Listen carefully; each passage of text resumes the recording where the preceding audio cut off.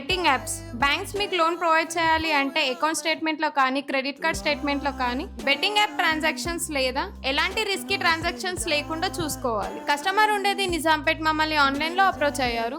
Work చేసేది ఇన్వెస్ట్కో. Salary 1,93,000, CIBIL 740, required loan amount 50 lakhs. Obligation చూసుకుంటే HDFCలో 1 credit card అలాగే 1 పర్సనల్ లోన్ కూడా ఉంది. ఈ కస్టమర్ మమ్మల్ని అప్రోచ్ అవ్వక ముందు HDFCలో అలాగే యాక్సిస్లో లాగిన్ చేశానని చెప్పారు.